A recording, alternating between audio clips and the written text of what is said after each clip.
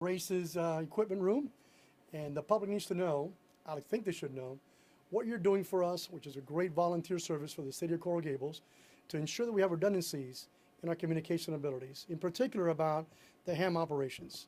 I think it's fantastic that we have this redundancy efforts.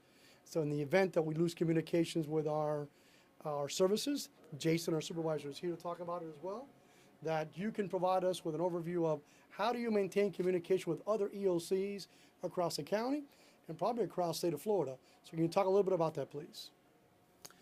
Sure. So Coral Gables R.A.C.E.S is a group of amateur radio operators. We work very closely with the city of Coral Gables to provide emergency communications as a communications means of last resort. As amateur radio operators, our technology is, for the most part, ancient compared to what's going on today, to the stuff that you guys are using today. But because of the fact that it is old and simple, it gives us a lot more flexibility to do stuff and to communicate in instances where the new technology that's all computer based and digital and requires all the high level systems could be impacted. So our two biggest resources is the actual equipment, the radios, and then possibly the largest resource is the group of amateur radio operators that we have out in the field.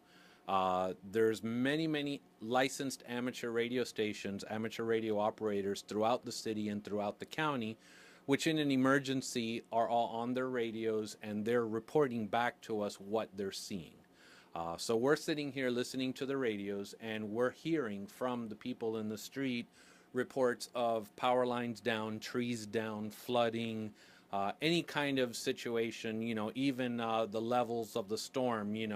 Right now we're getting a lot of rain in this section of town.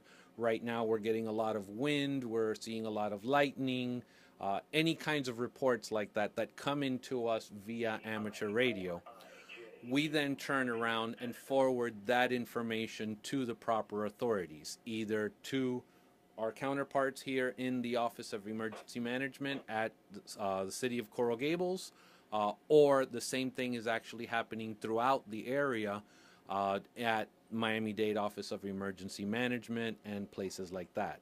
We also have direct communication through amateur radio with the Miami-Dade Office of Emergency Management. Just like we have volunteers here manning the radios, there are volunteers there that work hand in hand with them. So for instance, I can go to this radio and I can reach out to my counterpart who is at the Miami-Dade Office of Emergency Management.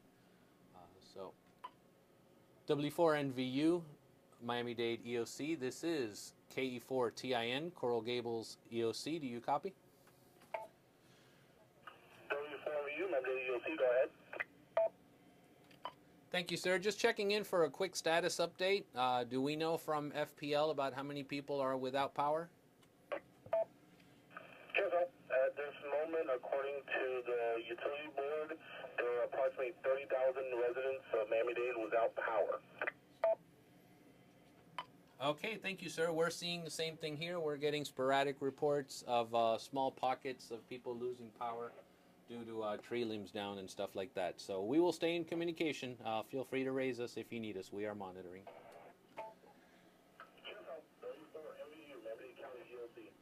David, that's fantastic what you're doing for us, and I want to thank you for your volunteering, your efforts here.